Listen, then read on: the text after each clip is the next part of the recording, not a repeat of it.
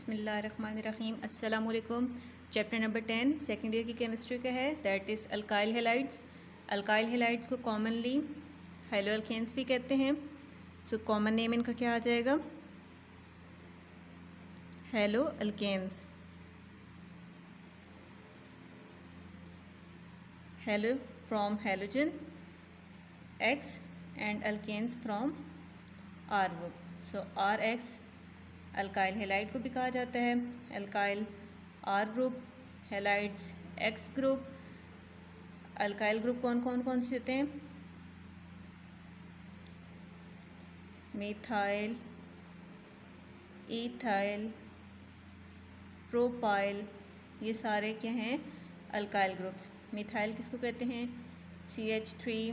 Ethyl कहते हैं CH3 CH2।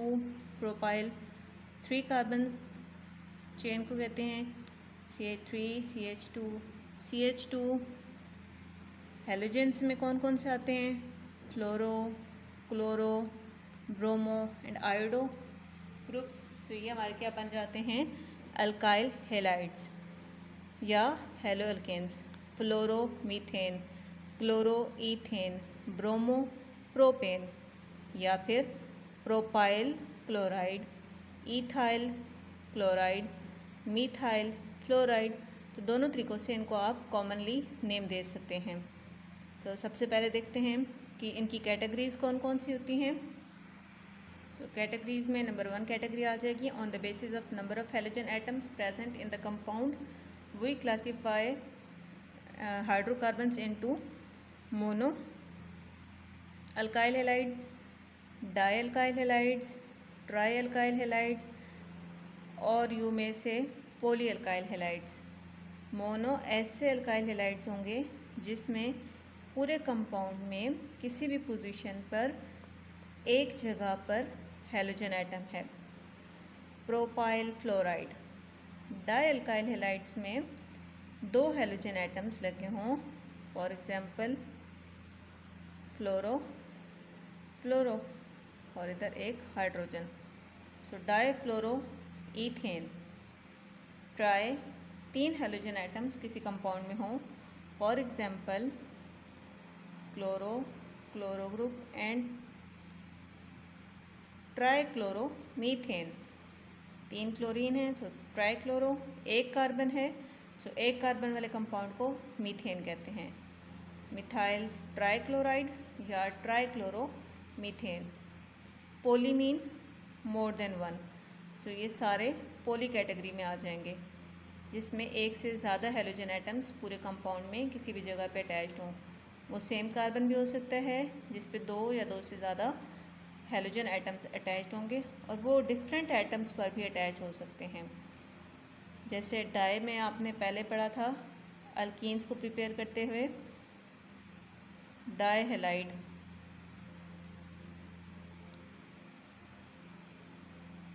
ये आपका dichloro ethane. Then second category आ जाती है primary, secondary and tertiary alkyl halides की।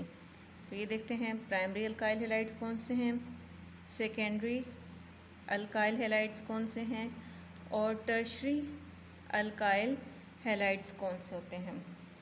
1 prime primary, 2 prime secondary alkyl halide, 3 prime tertiary alkyl halides.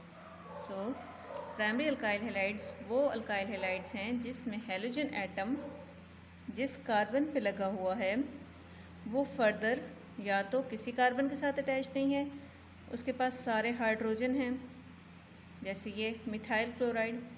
या सेकंड कैटेगरीज में ये आ जाती है कि हैलोजन जिस कार्बन पे अटैच है वो फर्दर एक ही कार्बन के साथ अटैच्ड है, बाकी इसके पास हाइड्रोजन है।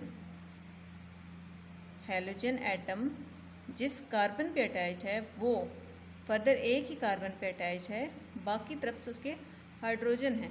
So it is called as primary alkyl halide. Then secondary alkyl halide कौन सा होगा? सेकेंडरी अल्काइल हैलाइड वो अल्काइल हैलाइड्स हैं कि जब आपका हैलोजन एटम जिस कार्बन पे अटैच है वो फर्दर टू साइड से कार्बन के साथ अटैच्ड हैं, तीसरी साइड से हाइड्रोजन है। अब ये कार्बन एक सिंगल भी हो सकता है और ये कार्बन पूरी चेन भी हो सकती है। Point of attachment two sides हैं, एक ये साइड हो गई, एक ये साइड हो गई। तो टू साइड से कार्बन आ रहे हैं, थर्ड साइड से हाइड्रोजन आ रहा है और फोर्थ साइड से वो हेलोजन एटम खुद लगा हुआ है। सो टू साइड से कार्बन आ रहे हैं, सो दैट्स वाई इसको क्या कहते हैं, सेकेंडरी अल्काइल हैलाइड। कितने कार्बन आ रहे हैं ये काउंट नहीं करना, साइड्स काउंट करनी होती हैं।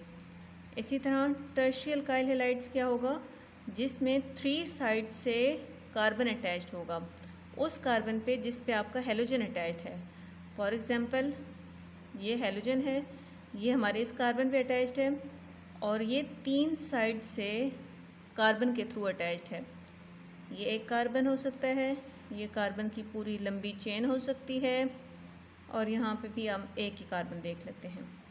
सो ये कंपाउंड ऐसा कंपाउंड है जिसमें हेलोजन एटम जिस कार्बन पे अटैच्ड है वो फर्दर 3 साइड से कार्बन के साथ लिंक्ड है। That's why it is called as tertiary alkyl halide. So primary alkyl halide, एक साइड से हेलोजन एटम है और एक साइड से कार्बन है। सेकेंडरी अल्काइल हैलाइड, एक साइड से हेलोजन एटम है और 2 साइड से कार्बन है।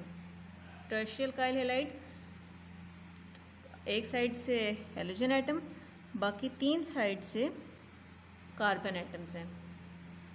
सो this is called as tertiary alkyl halide. ये क्लासिफिकेशन होती है on the basis of point of attachment और sides of attachment of carbon. और ये कौन सा कार्बन हमने कंसीडर करना है, जिसके साथ हेलोजन एटम लगा हुआ है। सो एग्जांपल्स मैं तो देती हूँ, आप लोगों ने गैस करना है कि प्राइमरी, सेकेंडरी और टर्शियरी अल्काइल हैलाइड्स कौन कौन से हैं। सो ये 3 एग्जांपल्स नोट कर लें। अब आपने बताना है इसमें से प्राइमरी अल्काइल हैलाइड कौन सा है, सेकेंडरी कौन सा है और टर्शियरी अल्काइल हैलाइड्स कौन सा है। जी नेक्स्ट टॉपिक आता है IUPAC nomenclature of alkyl halides. Naming इन कंपाउंड की कैसे करनी होती है। सो बेसिकली 3 से 4 ही इसके रूल्स आते हैं, वो आपने माइंड में रख लेने हैं। अल्केन, अल्कीन और अल्काइंस की नोमेनक्लेचर करने के बाद ये तो आपको बहुत ही आसान लगेगा। सो सबसे पहला रूल है वही, select the longest possible chain but this chain should include halogen atoms. So हमारे पास ये कंपाउंड आता है, इस कंपाउंड में 1 2 3 4 5 6, 1 2 3 4 5 6 दोनों साइड पे 6 कार्बन की चेन बन रही है। सो किसी को भी सिलेक्ट किया जा सकता है, बट ये वाला हेलोजन एटम जिस कार्बन पे लगा होगा इसको चेन में ज़रूर शामिल करना है। एक चेन ये भी बनती है, ये हम चेन इसलिए नहीं ले रहे क्योंकि पहली बात है इसमें हेलोजन एटम्स वाला कार्बन इंक्लूड नहीं हो रहा, सेकंड ये 5 कार्बन की चेन बन रही है। तो हमने दोनों रूल्स अप्लाई करने हैं कि लॉन्गेस्ट पॉसिबल और उस कार्बन को भी इंक्लूड करना है जिस पर हेलोजन एटम लगा हुआ है। सो इसको हम हाईलाइट कर लेते हैं। ये हमारी बन गई लॉन्गेस्ट पॉसिबल चेन और इसके अंदर हेलोजन एटम भी लगा हुआ है। तो 1 2 3 4 5 6 कार्बन की चेन को क्या कहते हैं, हेक्सेन। सेकंड रूल आता है नंबर करें, चेन को नंबरिंग उस साइड से स्टार्ट करनी है जिस साइड से सब्स्टिट्यूएंट में फंक्शनल ग्रुप पहले आ रहा हो। तो यहाँ पे फंक्शनल ग्रुप क्या है, हैलाइड, हेलोजन एटम। सो इस साइड से हम नंबरिंग स्टार्ट करेंगे कार्बन की और फंक्शनल ग्रुप वाले कार्बन को नंबर देंगे 2 क्लोरोहेक्सेन, 2 क्लोरोहेक्सेन। सो हमने क्या किया, number each carbon starting from where halogen is near, halogen atom is near और it is getting lower number। इधर से भी नंबरिंग स्टार्ट हो सकती थी 1 2 3 4 5 6, बट यूँ बनता आपका कंपाउंड 5 क्लोरोहेक्सेन। तो 5 क्लोरो नहीं देना, 2 क्लोरो, हेलोजन एटम को छोटा नंबर देना है। तो इस साइड से नंबरिंग स्टार्ट हुई। थर्ड, ऐसा कंपाउंड अगर आ जाए जिसमें एक से ज़्यादा हेलोजन एटम्स अटैच्ड हों तो उसमें क्या करना है, उसमें दो चीज़ें हो सकती हैं, एक से ज़्यादा हेलोजन एटम एक ही कार्बन पर अटैच्ड है या मुख्तलिफ कार्बन पर। फॉर एग्ज़ाम्पल 5 कार्बन चेन, इसमें 2 कार्बन पर आपके पास हेलोजन एटम्स आ रहे हैं, बाकी हाइड्रोजन एटम से चेन कंप्लीट है। तो आपने क्या किया, लॉन्गेस्ट पॉसिबल एक ही चेन थी, स्ट्रेट चेन, फिर नंबरिंग की, 2, 3 अलग अलग नंबर दिए, दोनों मेंशन किए, डाई 2, 3 डाई क्लोरो पेंटेन। अगर दोनों एक ही कार्बन पर मौजूद हैं, सेम 5 कार्बन चेन है और एक ही कार्बन पर क्लोरीन एटम्स अटैच्ड हैं और बाकी चेन हाइड्रोजन के साथ कंप्लीट है, तो कैसे नंबरिंग देंगे, 1, 2, 3, 4, 5, 3, 3, 2 दफ़ा 3 मेंशन किया, एक दफ़ा इस क्लोरीन के लिए, एक दफ़ा इस क्लोरीन के लिए, डाई क्लोरो पेंटेन। तो ये आपका कंपाउंड बन जाता है और ये कंपाउंड का नेम हो जाता है। So IUPAC naming of alkyl halide was easy. कुछ कंपाउंड्स मैं एंड ऑफ द टॉपिक या एंड ऑफ द वीडियो पे डाल दूंगी, आपने उनके नोमेनक्लेचर लिखने होंगे। जी, next is methods of preparation of alkyl halides. Basically 2 compound से 4 तरीक़ों से प्रिपेयर होते हैं। पहला है फ्रॉम अल्कोहल्स,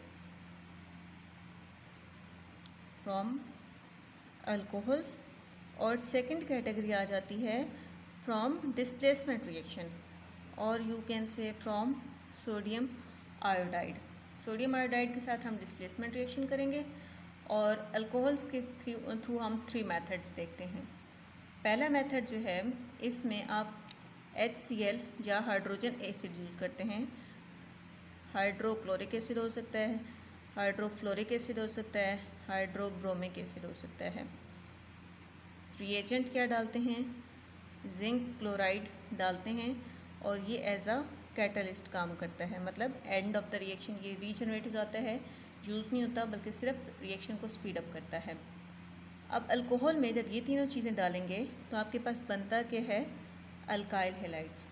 अल्कोहल्स किसको कहते हैं, ऐसे कंपाउंड जिसमें हाइड्रोक्सी ग्रुप आता है, that is called as alcohol. Example देख लेते हैं। आर की पोजीशन पे हम लगाते हैं ethyl CH3CH2, alcohol OH plus let suppose HCl, किसकी प्रेजेंस में, ZnCl2 की प्रेजेंस में।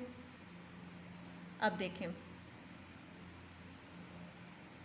ये रिएक्शन इस तरह ब्रेकअप होगा, ये क्या रिमूव हो गया, वाटर रिमूव हो गया, CH3CH2 किसके साथ चला जाएगा, Cl के साथ, तो क्या बन जाएगा, CH3CH2Cl अल्काइल हैलाइड। तो ये हमारा बना इथाइल क्लोराइड, साथ में क्या रिमूव हो गया, H2O। So this was first reaction. इसकी 1-2 एग्जांपल देख लेते हैं। देन इज़, अगर आपने फॉर्म करना है, लेट्स सपोज आपके पास सेकेंडरी अल्कोहल है और इसमें आप HCl ऐड कर रहे हैं ZnCl2 की प्रेजेंस में, तो ये OH ग्रुप इस H के साथ रिमूव होकर वाटर बना देगा और इस OH की जगह पे क्या आ जाएगा, Cl, CH3CCl H and CH3। सो ये क्या बन गया, 2-क्लोरोप्रोपेन या प्रोपाइल क्लोराइड। एक मेथड ये हो गया कि आपने क्या यूज़ किया, हैलोजन एसिड यूज़ किया, हैलोजन का कोई भी एसिड यूज़ किया अल्कोहल के साथ। अल्कोहल के साथ ही दूसरा मेथड है, अगर आप SOCl2 यूज़ करते हैं, इसको बेटा कहते हैं thionyl chloride, thionyl chloride, THIONYL, thionyl chloride Cl2। ये अल्कोहल के साथ रिएक्शन करके अल्काइल हैलाइड देता है। जनरल रिएक्शन क्या होगा, alcohol plus thionyl chloride alkyl halide दे देगा।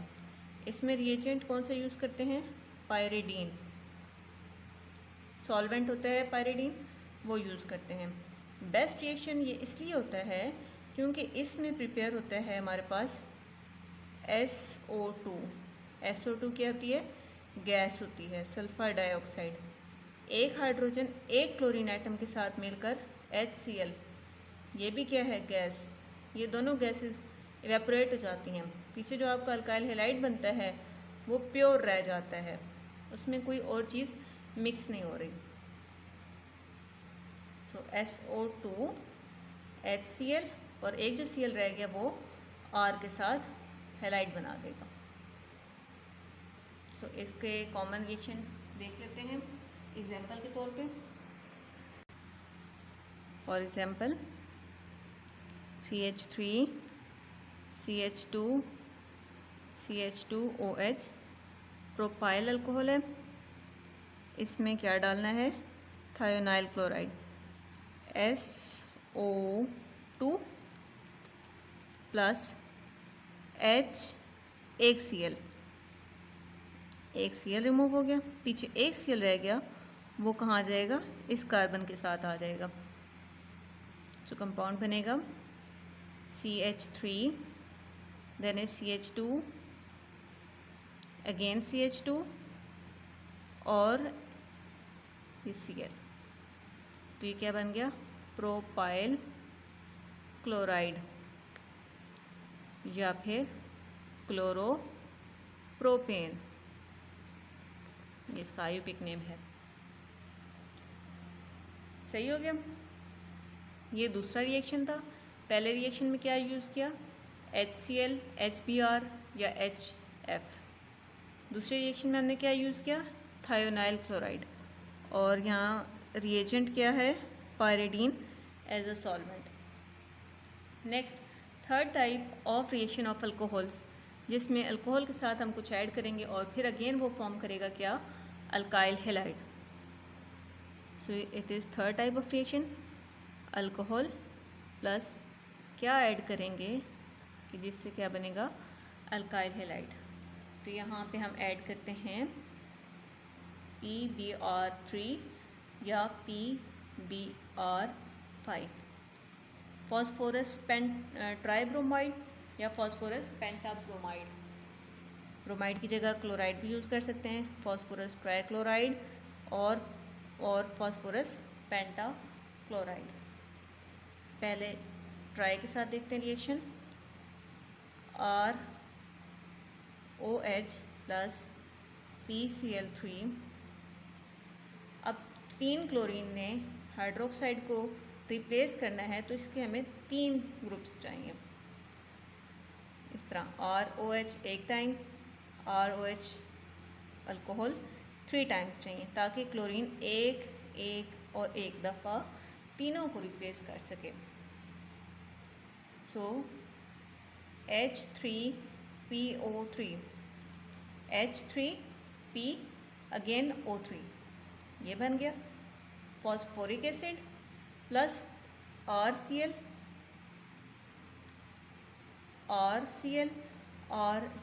सो 3 मॉलिक्यूल्स बन जाएंगे अल्काइल हेलाइड के। सो एग्जाम्पल के तौर पे हम देखते हैं CH3OH 3 molecules plus PCl3 H3PO3 plus 3 molecules CH3Cl। Second PCl5 के साथ यही अल्कोहल PCl5 के साथ कैसे रिएक्शन करता है? एक बनाता है POCl3, एक बनता है HCl। अब Cl कितने हो गए? 3 + 1 4, एक रह गया क्लोरीन, यहाँ पे 4 यूज़ हो गए, एक रह गया, एक इधर आ जाएगा, प्लस CH3Cl। थोड़ा ओपन करके लिखते हैं इसको, समझने में आसानी होगी, प्लस Cl5, ये आगे PCl5, एक तो बन गया भाई HCl। Oxygen with phosphorus 2 bond बनाता है, तो कैसे बनेगा PO। पीछे कितने बॉन्ड रह गए इसके साथ, फॉस्फोरस 5 बॉन्ड बनाता है। एक Cl रिमूव हो गया, एक और Cl रिमूव करके इसने ऑक्सीजन को ऐड किया 2 बॉन्ड्स के थ्रू, और ये जो अभी Cl रिमूव हुआ है ये इधर आके अटैच हो जाएगा, क्योंकि ऑक्सीजन भी चला गया, हाइड्रोजन भी चला गया, तो CH3Cl बन गया, CH3Cl।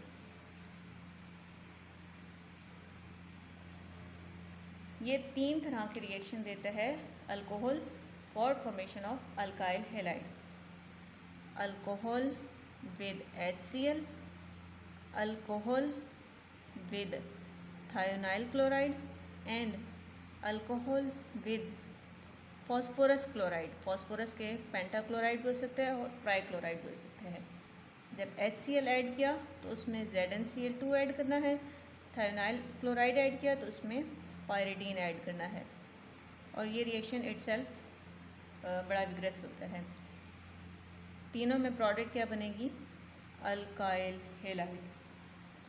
सो ये आ गई आपके रिएक्शन की समरी, वो टेबल जो आपने अल्केन और अल्कीन के लिए बनाया था, शॉर्ट सा है। अब ये पहला मेथड हो गया। हमने कहा था 2 मेथड्स होते हैं, एक फ्रॉम अल्कोहल और दूसरा सोडियम आयोडाइड। बाकी तमाम अल्काइल हैलाइड्स इस तरीके से बन सकते हैं, सिर्फ जो हमारा अल्काइल आयोडाइड होता है वो नॉर्मली नहीं प्रिपेयर होता, बिकॉज वो लीस्ट रिएक्टिव होता है। सो उसको हम प्रिपेयर किससे करते हैं, सोडियम आयोडाइड से। फॉर एग्जांपल CH3Cl लिया, अल्काइल हैलाइड जो ऑलरेडी बना हुआ है उसको रिएक्शन करवाया सोडियम आयोडाइड के साथ, डिस्प्लेसमेंट रिएक्शन होता है। देखें सोडियम ज़्यादा रिएक्टिव है, ये क्लोरीन को लेकर रिमूव हो जाता है NaCl, और पीछे क्या बन जाता है CH3 iodide, methyl iodide. Methyl iodide directly prepare नहीं किया जा सकता जिस तरह ये किया था। तो this is second method of preparation of alkyl iodide. इसी तरह CH3Br भी ले सकते हैं, बट साथ में क्या लेना है, सोडियम आयोडाइड। NaBr रिमूव हो जाएगा, प्लस अल्काइल आयोडाइड फॉर्म हो जाएगा। So this method is only for preparation of alkyl iodides. हम अल्काइल ब्रोमाइड और अल्काइल क्लोराइड वगैरह इससे प्रिपेयर नहीं करेंगे, वो इन मेथड्स के थ्रू प्रिपेयर करेंगे। सही हो गया। So this was all about methods of preparation of alkyl halide. अब आपने यहाँ पे 2 टॉपिक्स कवर किए हैं, एक आयुपिक नोमेनक्लेचर और दूसरा methods of preparation of alkyl halides. Third short सा ही मेथड है, टॉपिक है, वो भी देख लेते हैं। हाँ जी, रिएक्टिविटी ऑफ अल्काइल हैलाइड्स। अब ये थोड़ा सा कंफ्यूजिंग है, इसको गौर से सुनना है। इसमें 2 पॉइंट्स हैं। रिएक्टिविटी ऑर्डर जब हमने डिस्कस करना है तो हमने किन किन बातों को माइंड में रखना है जी। रिएक्टिविटी मतलब रिएक्शन करने की एबिलिटी होता है। रिएक्शन तब होता है जब ये सारे बॉन्ड्स यहाँ से ब्रेक होंगे। ये बॉन्ड ब्रेक होंगे तो उसके नतीजे में कुछ चीज़ें फॉर्म होंगी। CH3 पॉजिटिव बनेगा, साथ में फ्लोराइड नेगेटिव, सेकंड में CH3 positive, chloride negative, then CH3 positive और ब्रोमाइड नेगेटिव, और last one is CH3 positive और आयोडाइड नेगेटिव। अब इस बॉन्ड को ब्रेक होना ज़रूरी है किसी भी रिएक्शन के होने के लिए। तो 2 चीज़ें आ गई, एक बॉन्ड एनर्जी कि बॉन्ड के अंदर अपनी कितनी एबिलिटी है, कितनी एनर्जी है, और उसको ब्रेक करने के लिए हमें कितनी एनर्जी चाहिए। तो सबसे ज़्यादा स्ट्रॉन्ग बॉन्ड जो होता है वो कार्बन और फ्लोरीन का होता है। कार्बन फ्लोरीन बॉन्ड सबसे ज़्यादा स्ट्रॉन्ग है। Carbon fluorine bond is more strong than carbon chlorine bond, which is more strong than carbon bromine and which is more strong than carbon iodine. So इसका मतलब है कि कार्बन फ्लोरीन के bond को break करते हुए हमें सबसे ज़्यादा एनर्जी रिक्वायर्ड है। इट्स मीन कि आसानी से ये ब्रेक नहीं हो रहा। तो आसानी से रिएक्ट भी नहीं करेगा। इट्स मीन कि ये जो है सबसे ज़्यादा रिएक्टिव है। क्यों भाई? बिकॉज इसकी बॉन्ड एनर्जी कम है, इसको ब्रेक आसानी से किया जा सकता है। सो इस वजह से क्या है, ये सबसे ज़्यादा रिएक्टिव है। दूसरी तरह अगर आपको समझाऊं तो डाउन द ग्रुप आपको पता है साइज़ ऑफ एटम इंक्रीज़ करता है। फ्लोरीन का साइज़ इतना सा है तो क्लोरीन का साइज़ बड़ा है, ब्रोमीन और बड़ा है, और आयोडीन बहुत बड़ा है। अब डाउन द ग्रुप कार्बन का साइज़ तो सेम है सबके केसेस में, सेम साइज़ केटाइन और एनाइन का बॉन्ड स्ट्रॉन्ग बनता है। साइज़ डिफरेंस जितना ज़्यादा बढ़ता जाएगा उतना बॉन्ड वीक होता जाएगा। फॉर एग्ज़ाम्पल ये कार्बन का साइज़ है और ये साथ में फ्लोरीन का साइज़ है। ये carbon chlorine, carbon bromine, carbon and iodine, size difference सबसे ज़्यादा है तो ये बॉन्ड सबसे ज़्यादा क्या है, वीक। साइज़ डिफरेंस सबसे कम है बिटवीन कार्बन एंड फ्लोरीन तो यहाँ पे बॉन्ड सबसे ज़्यादा क्या है, स्ट्रॉन्ग। इट्स मीन आसानी से नहीं टूटेगा, आसानी से रिएक्ट नहीं करेगा। सो इसको हम लिखते हैं इट इज़ लीस्ट रिएक्टिव। ये वीक बॉन्ड है, आसानी से टूट जाएगा, सो इसको हम लिखते हैं मोस्ट रिएक्टिव। तो पहली चीज़ आपने क्या देखी, बॉन्ड एनर्जी देखी कि किस बॉन्ड को ब्रेक करने के लिए कितनी एनर्जी रिक्वायर्ड है। अकॉर्डिंग टू बॉन्ड एनर्जी ये ऑर्डर जो आता है ये रिएक्टिविटी का ऑर्डर आता है कि मोस्ट रिएक्टिव, फिर उससे कम, फिर उससे कम, फिर उससे कम। ठीक है, ये बॉन्ड एनर्जी का ऑर्डर लिखा हुआ है। रिएक्टिविटी का ऑर्डर मैं लिखती हूँ, C iodide is most reactive, then C bromide, then carbon chloride and then carbon fluoride. So this is the order of reactivity, most reactive, और ये क्या हो गया, लीस्ट रिएक्टिव। ठीक हो गया। और ये किस चीज़ का ऑर्डर है, ऑर्डर ऑफ बॉन्ड एनर्जी।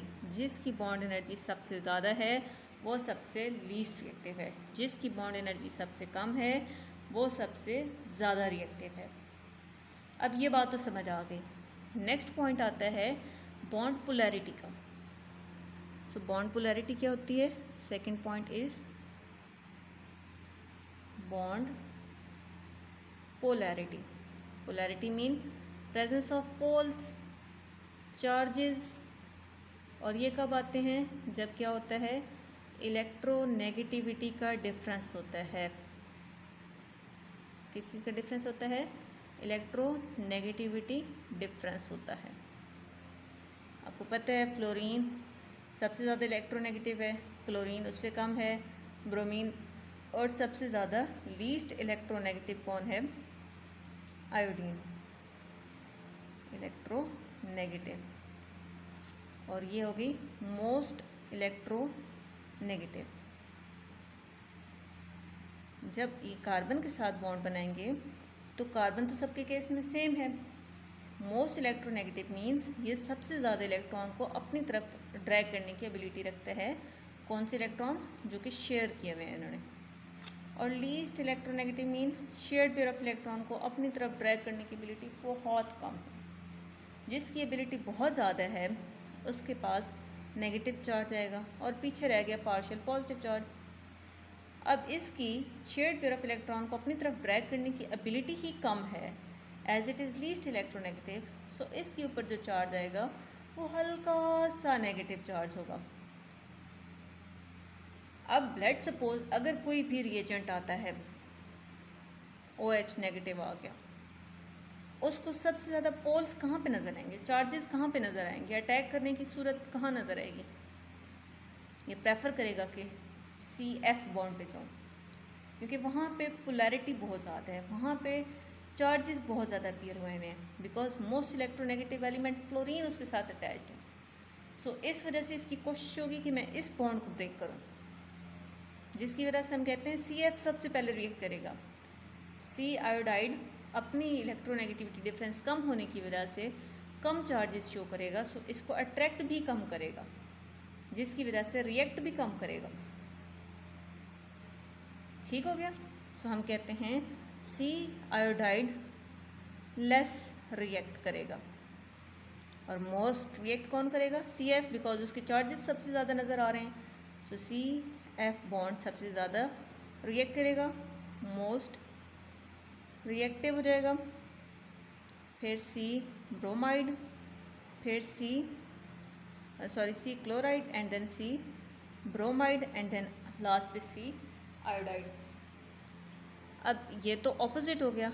यहाँ हमने कहा था most reactive was carbon iodide, यहाँ हम कह रहे हैं carbon iodide is least reactive. Confusion आ गई, किसको माने? बॉन्ड पोलैरिटी के accordingly carbon iodide bond is least reactive, but bond energy के accordingly carbon iodide bond is most reactive. एक थर्ड थ्योरी भी आती है,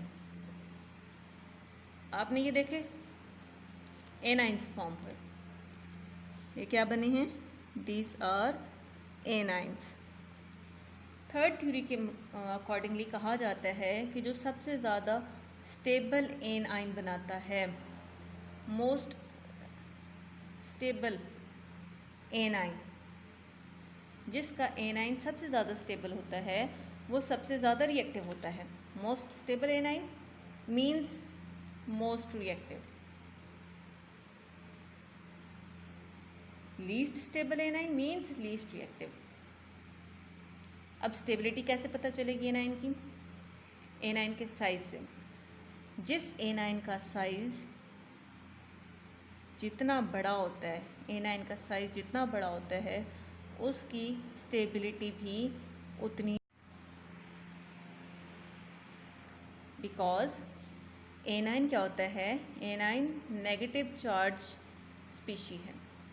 अब नेगेटिव चार्ज जितने बड़े साइज़ के ऊपर होगा, इट्स मीन इसके पास ज़्यादा स्पेस है इस नेगेटिव चार्ज को अपने अंदर अकोमोडेट करने की, तो ये आसानी से इसको कहीं पे भी रख सकता है। जबकि अगर एनाइन का साइज़ ही छोटा सा है, जैसे फ्लोराइड है, उसके ऊपर नेगेटिव चार्ज है, तो ये क्या करता है? ये छोटी सी, इसकी अपनी जगह कम है, इसके पास अपने इलेक्ट्रॉन की डेंसिटी बहुत ज़्यादा है, तो ये बाकी इलेक्ट्रॉन्स को रखने की एबिलिटी कम शो करता है। सो दैट्स वाई एनाइन का साइज़ जितना बड़ा होता है वो इतना स्टेबल होता है। और हमने देखा कि सबसे ज़्यादा बड़ा साइज़ किसका है? आयोडाइड का। सो आयोडाइड का साइज़ बड़ा है, इस वजह से इसकी स्टेबिलिटी ज़्यादा है, और जो मोस्ट स्टेबल एनाइन बनाता है वो मोस्ट रिएक्टिव होता है। और कौन बना रहा है? CH3 iodide. So most stable A9 is found by carbon iodide, so it is most reactive. So bond energy के अकॉर्डिंगली जो रिएक्टिविटी ऑर्डर है उसको सही माना जाता है। सो ये दोनों चीज़ें हमें प्रूव कर रही हैं कि मोस्ट रिएक्टिव कौन होगा? कार्बन आयोडाइड, बिकॉज इसका बॉन्ड एनर्जी कम होती है, आसानी से ब्रेक हो जाता है, इसलिए ज़्यादा जल्दी रिएक्शन देगा। जितनी आसानी से ये ब्रेक होगा उतना ही बड़ा एनाइन बनाएगा, और जितना बड़ा एनाइन बनाएगा उतना ये स्टेबल होगा, और जितना स्टेबल एनाइन होगा उतना हमने क्या कहा? वो रिएक्टिव है। सो सारी बातें आपस में को रिलेटेड हैं, एक लाइन में सारी बातें आप लिख सकते हैं। सो हमारे पास आ जाता है a bond with the least bond energy. कौन सा बॉन्ड है यहाँ पे? ये शो कर रही है, लाइन शो करिए, लीस्ट बॉन्ड एनर्जी की तरफ इशारा कर रही है, और लीस्ट बॉन्ड एनर्जी किसकी है? कार्बन आयोडाइड बॉन्ड की। और ये बॉन्ड क्या होगा? जिसकी लीस्ट बॉन्ड एनर्जी होगी वो इजी टू ब्रेक हो जाएगा, और ब्रेकेज के बाद ये क्या फॉर्म करते हैं? एनाइन फॉर्म कर रहे हैं। कौन सा एनाइन इस केस में बनेगा? आयोडाइड आइन बनेगा जी। बट कब बनेगा? जब ये बॉन्ड ब्रेक होगा। जिसका एनाइनिक साइज लार्ज होगा, अगेन हिंट किसकी तरफ है?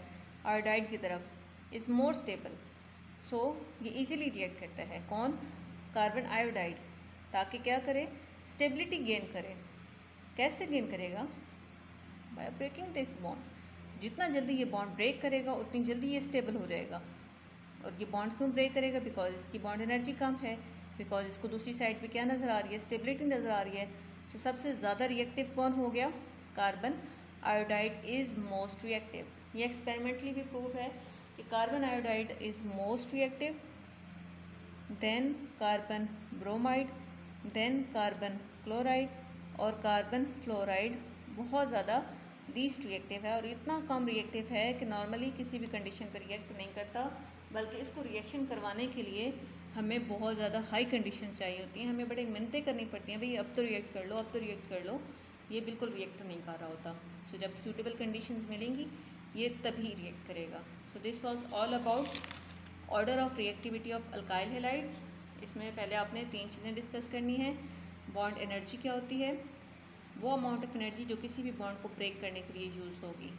सो कार्बन फ्लोराइड बॉन्ड सबसे ज़्यादा स्ट्रॉन्ग है, इसको ब्रेक करने के लिए सबसे ज़्यादा एनर्जी चाहिए। कार्बन आयोडाइड बॉन्ड लीस्ट या वीक है, इसको ब्रेक करने के लिए थोड़ी सी एनर्जी चाहिए, तो ये जल्दी से क्या करेगा, रिएक्टिव हो जाएगा। फिर इसका ऑर्डर ऑफ रिएक्टिविटी लिखेंगे, फिर बॉन्ड पोलैरिटी डिस्कस करेंगे। Down the group electronegativity difference कम होता जाएगा। जहाँ इलेक्ट्रोनेगेटिविटी का डिफरेंस ज़्यादा होगा वो बॉन्ड उतना ज़्यादा चार्जेस शो करेगा और अट्रैक्ट करेगा किसी भी नेगेटिव या पॉजिटिव स्पीशी को, ताकि वो रिएक्शन करे। तो इसके मुताबिक क्या कहते हैं कि जिसके ज़्यादा चार्जेस शो हो रहे हैं वो सबसे ज़्यादा जल्दी रिएक्ट करेगा, जिसके कम चार्जेस शो हो रहे हैं, पोलैरिटी कम शो हो रही है, इलेक्ट्रोनेगेटिविटी कम होने की वजह से वो रिएक्शन भी कम करेगा। बट थर्ड थ्योरी के accordingly after this bond breakage जो ज़्यादा स्टेबल या जो सबसे ज़्यादा बड़ा एनाइन बनाता है, स्टेबल एनाइन बनाता है, वो ज़्यादा रिएक्टिव होता है। और किसका एनाइन सबसे ज़्यादा स्टेबल होगा, जिसके एनाइन का साइज़ बड़ा होगा। ये एनाइन का साइज़ सबसे बड़ा है, सबसे ज़्यादा स्टेबल एनाइन है, सो इसका मॉलिक्यूल जो है वो सबसे ज़्यादा रिएक्टिव है। सो हमारे पास ये वाली जो थ्योरी थी ये भी ये कहती थी कार्बन आयोडाइड बॉन्ड सबसे ज़्यादा रिएक्टिव है, ये भी यही कह रही है carbon iodide bond is most reactive. अगर ये रिएक्टिव है तो ये कुछ रिएक्शन भी शो करेगा। वो कौन कौन से रिएक्शंस हैं जो ये शो करेगा। Major reactions of alkyl halides are of 2 types, substitution reaction and elimination reaction. ये हम नेक्स्ट वीडियो में देखेंगे। सो यहाँ तक आपको सारा समझ में आ गया होगा, क्लियर हो गया होगा। अगर कोई क्वेश्चन है तो आप लोग ज़रूर पूछें। Thank you for watching, keep watching and keep learning. अल्लाह हाफिज़।